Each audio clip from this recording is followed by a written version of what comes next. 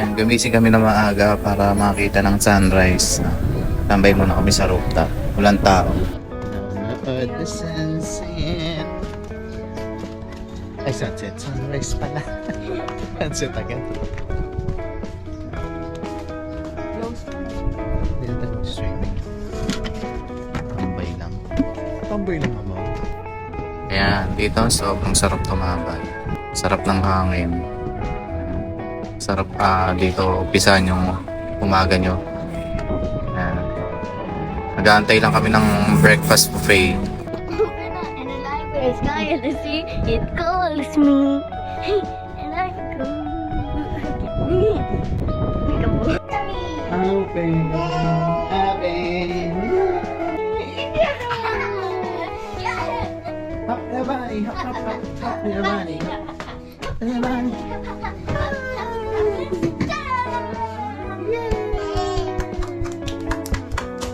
Tao.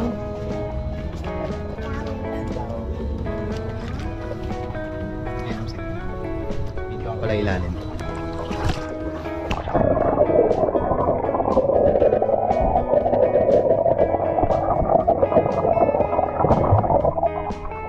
Wala na. Space daw.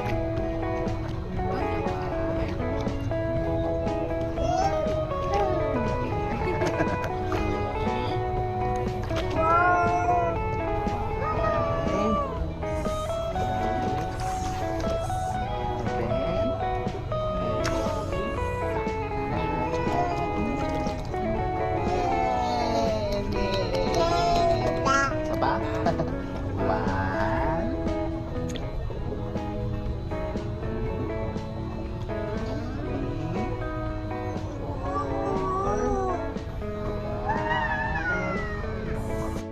Are you ready? Ayaw kape.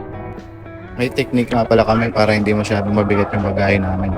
Isa lang yung ginamit naming pang swimming sa buong linggo. Ginagawa namin, sasuot namin yung pang swimming, papatuyuin, tapos yun ulit yung pang swimming namin. Pero kapag naglalakad na kami sa gabi, yun na yung mga panlakad namin.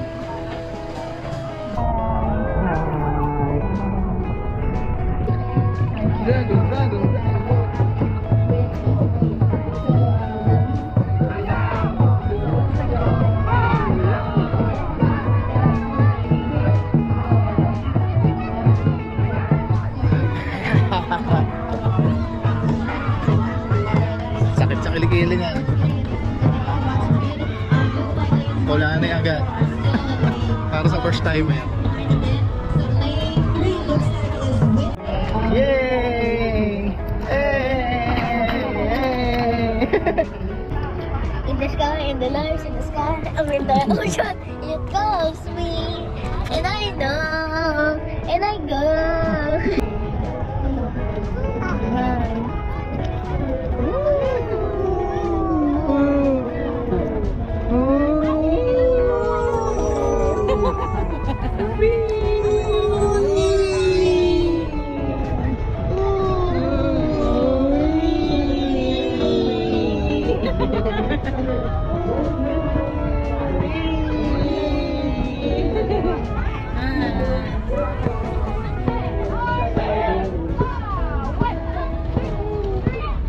Yung mga nagda-dragon boat nga pala, no? Hindi mo sila usually makikita dito. Ngayon, kasi may competition dyan, iba't ibang bansa. Ali, ilang araw na namin silang pinapanood. Hello. Ano yun yung drone? Human drone. Sikali sila na sila. Human drone mo eh. Yung bibig mo lang eh. Yung camera stay.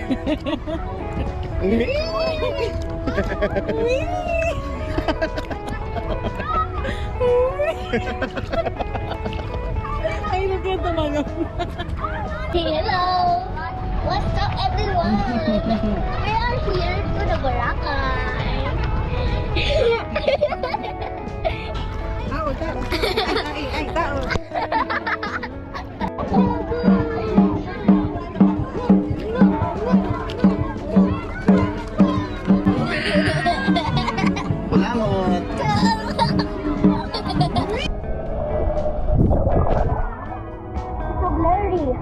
It's so blurry.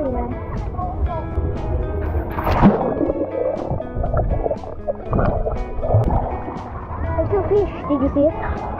Let's try that. Let's try that again. I saw fish. I don't see it. We see it. Okay, bye. Goodbye. Ito pala yung mga pinaghandaan ko, no? Kasi medyo mainit ngayon. Yung white na cup, yan, bili na kayo niyan. Sa Shopee, marami mura. Bago kayo malis. Yung goggles, sa Shopee ko lang din binili yan. Mas mura din. Sa TikTok, meron din. Yung sunglasses, bili din kayo. Yung polarized, yan. Mas okay. Kasi hindi kayo may sinag. Mas, sa sinag.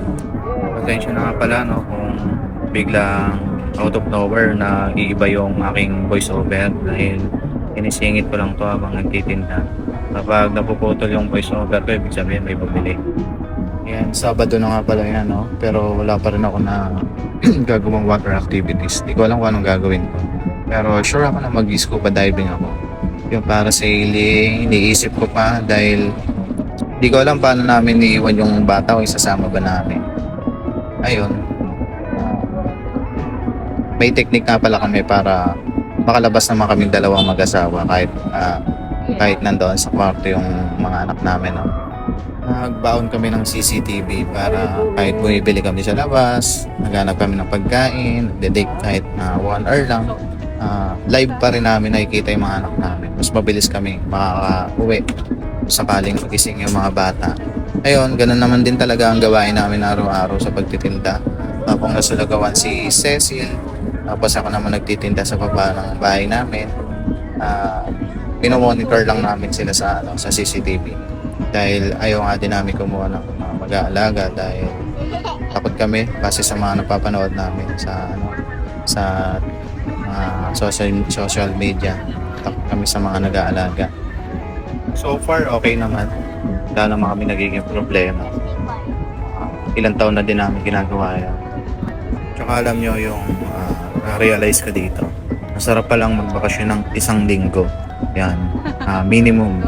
Lalo na kung almost 5 years na kaming nagtatrabaho, nagka-grind. Ito yung pinaka first time namin. 1 week na bakasyon. Ayun. Maganda yung mood ko nung nakauwi ako ng ingay ng sasakyan, no? Yun. Nakakaganda siya ng mood. Parang yung burnout ko sa araw-araw na paulit-ulit na trabaho, nawala lahat. Masabi ko lang, no?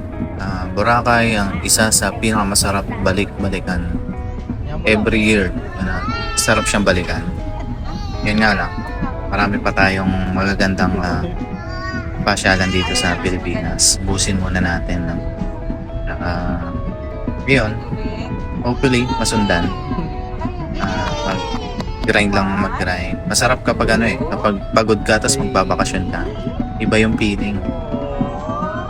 Tsaka, iba yung may savings ka talaga para sa bakasyon.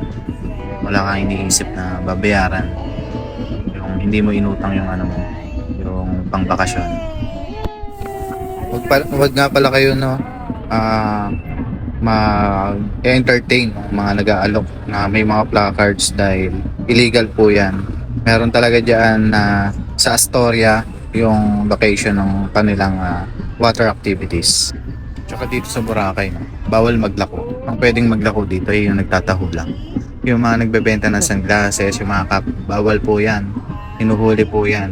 Madalas makikita mo lang sila dyan sa umaga dahil wala pa yung mga nagbabantay. Isang katangian pa nga pala ng Boracay, no? Yung mga hindi pa nakakapunta sa Boracay. From station 0 to 3, walang harang-harang yan. Walang private dito. Unlike dyan sa atin sa Luzon o sa ibang lugar. May harang-harang na hindi ka na pwedeng tumawid. Tapos napaka-safe ng beach ng Boracay dahil kahit sobrang layo mo na mababaw pa rin. Walang biglang lalim. Yung mga ganun-ganun. Yan, dito na muna tayo. Abangan nyo yung day 4, may scuba diving tayo. Medyo nahirapan ako sa ang dami kong cut sa pagbo-voice over. Huwag nyo kalimutan, follow, like, subscribe, share. Thank you.